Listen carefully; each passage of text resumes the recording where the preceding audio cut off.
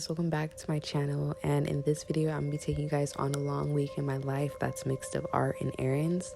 I decided to paint this huge upscale painting and I recorded the whole process, so I am so excited to show you guys. Today I'm gonna be talking about the pros and cons of upscaling your paintings and how to get out of your head about it, picking the right colors and making your paintings a little bit more bold, and also I'm going to be taking you through my whole entire process from thumbnailing to the underpainting to the composition. So at the beginning of this week, I wanted to handle some overdue tasks that have just been sitting around, and shipping out commissions is one of them. I just get really overwhelmed when it comes to shipping things. I don't really know why, but I feel like the whole process is complicated, and I'm just figuring out it's not that bad. Shipping is a part of the art journey, and it could be jarring and complicated at first, but here are a few notes that help me get started. So one, you see me shipping through Staples here, but this isn't what I usually do on a day-to-day basis, but the process is so quick and easy. It was just my first pick for this case. For smaller and lighter packages, I go here because it's super cheap, and they also have a packing station that makes it super easy to handle. Aside from Staples, I also sometimes ship with FedEx for larger paintings because FedEx is just known for its reliability and it offers a range of services for artists. So when it comes to shipping your art, there's not just one solution that fits all your needs. You need to consider the size and the value of your artwork as well as your budget, but you can also put that into the cost of your paintings when you sell them. Down here's my book collection, and I have more books down here, but these are like my art related books, spiritual books, comics, as you can see, like everything. So as you can see, I've been through this book. I come back to this book anytime I feel lost or anytime I need a refresher or anything. This is the book that I used on one of my paintings where I cut out pages of a book. It was this book right here. And I got another copy because it was just really good. Right now I'm about to read and journal for a little bit, and I did want to break down how I journal and like the topics that I do and the journal prompts that I be using. Currently right now I am on a spiritual journey, so most of my journal prompts have been like revolving around spiritual notes or deep dives in my conscious, expressing my thoughts, my gratitude, releasing things. The more I evolve and the more that I learn, the more I'm going to be adding into my journal. Right now I made this my little journal and reading nook, and I feel like this is like the perfect vibe for me to be doing this every single morning. It'll make it a routine for me or a ritual.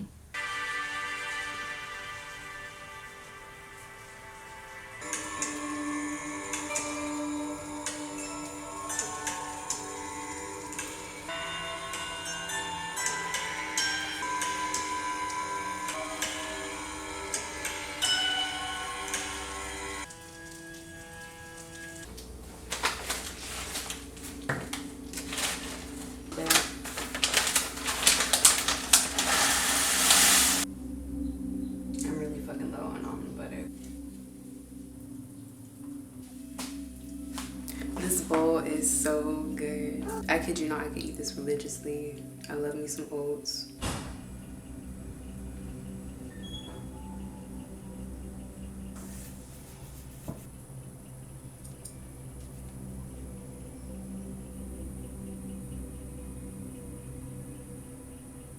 So my plan for today is that we can start on a new painting if I knock out this commission, because I really need to get it done and out the way. It's June 28th and I have 2 days to finish this commission because I told them I'd have it done at the end of the month.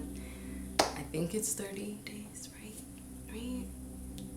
My little painting nook is a mess right now. I need to clean it up and get everything organized. It's looking disgusting. Yeah, so right now I'm just gonna clean my painting nook, go ahead and sage the area, get all the dirt and dust out, probably sweep, and just get the vibe right for painting today because we're gonna be over there in this session all day. I have these new brushes that my boyfriend gave me.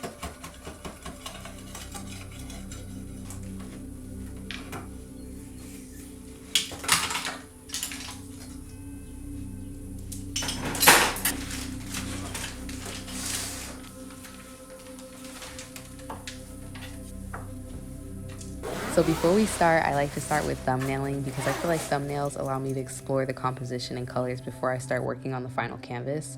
And it's a really good way to practice, and I love doing side-by-side comparisons. Like, seeing the idea come to life is so motivating. So this is where I want my idea to go. The main focus is going to be these naked women right here, then the river flowing through. This isn't going to take that long because I'm not trying to make this super detailed. This is just a blueprint. These poses were just really interesting to me, so I decided to put it into a whole composition.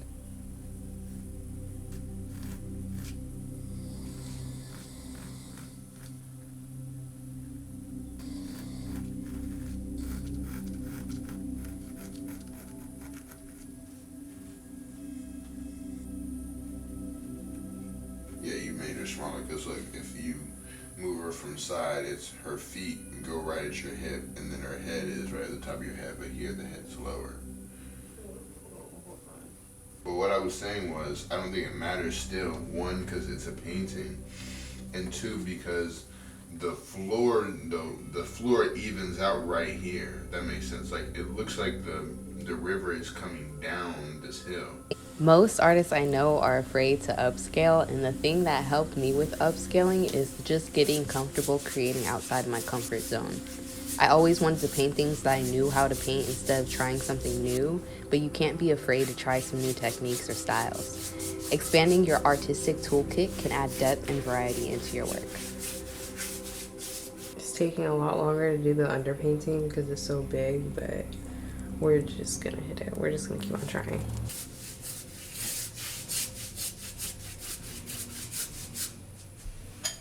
Another thing I learned is that when you're trying to work on a larger canvas, it can actually give you more room to create detail and expression.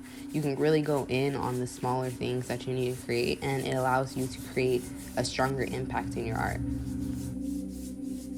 I'm also noticing that the more I upscale my work, the better I'm getting at working with composition and proportions, because the bigger you get, the more you have to change up your current style of work. I'm working on the floor because it kept on falling off the wall every single time I put water on it. So I'm just going to be finishing up the first layer, and then we'll get it back on the wall. Dashboard is made possible by a CSS snippet called Dashboard Plus Pack. In this video, we're going to be installing things without Upscaling snippets, and it's right here, dashboard-readLineLight.css.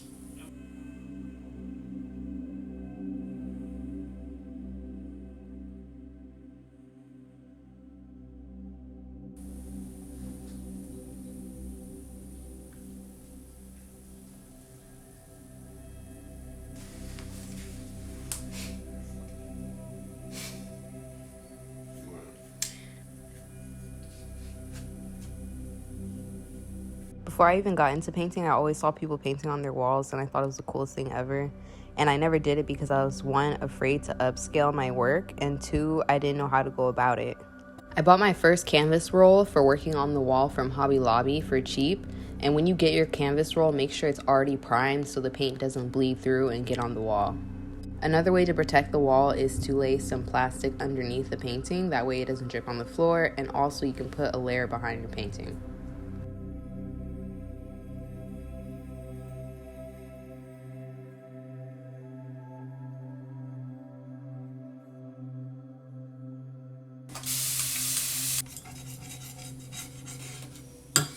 The colors.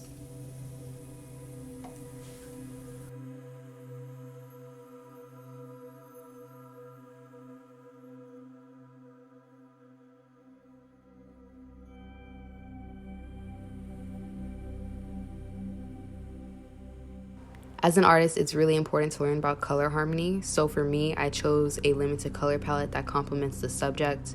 Choosing warmer colors for this piece was a smart idea for me because it invited the viewers in, but I put a bold blue river in the middle as the focal point. I tried to balance the light and dark areas to create some kind of contrast, and I feel like this can help guide the viewer's eye to where you want it to go, and it can also add depth into your painting.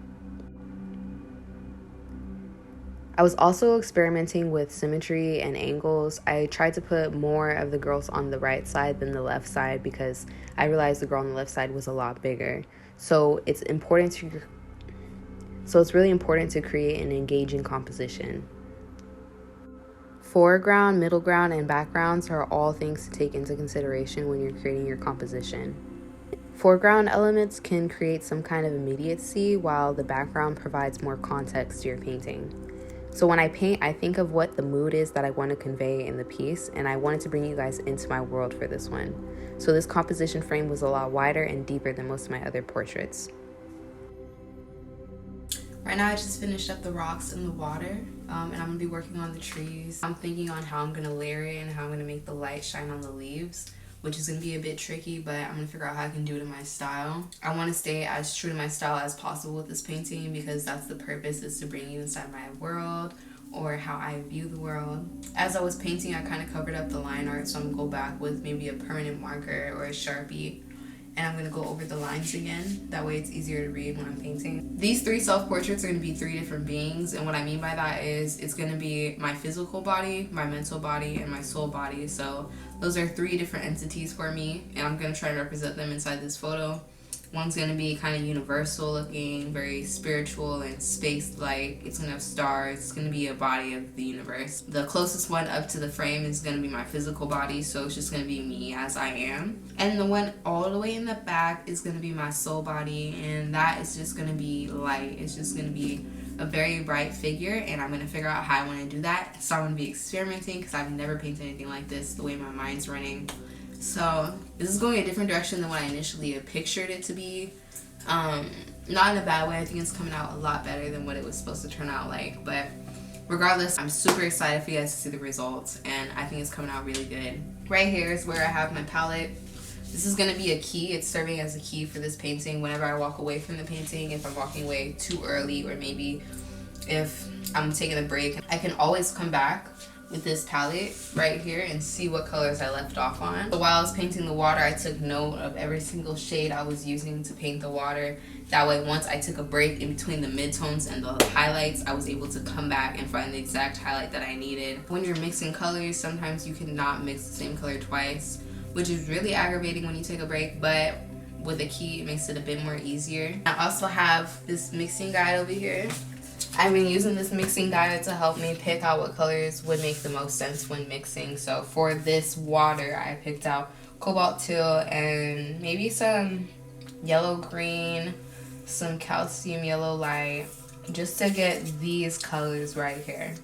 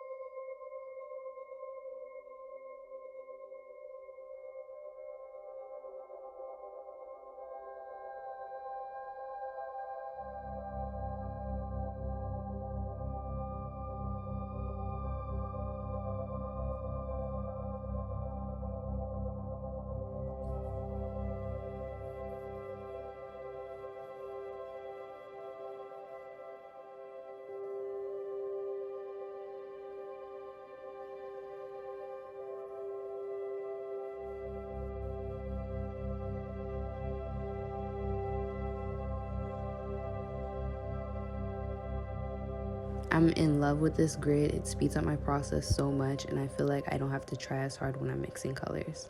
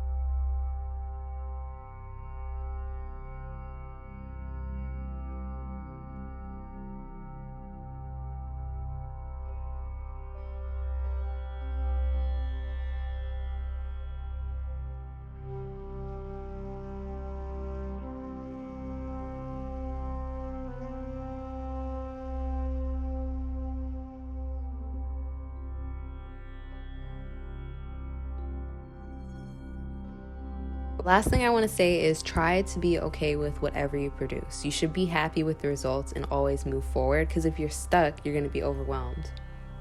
You shouldn't compare your art to other people's art, and you shouldn't grade your art based off of how many likes it has on social media. I don't spend a lot of time overthinking my references, and when I have an idea, I act on it right away before it goes away. So when you get in your studio, that's a no judgment zone. Do whatever you want and create whatever you want. And I hope you guys really enjoyed this video. If you guys did, give it a thumbs up, and I will see you guys in my next one.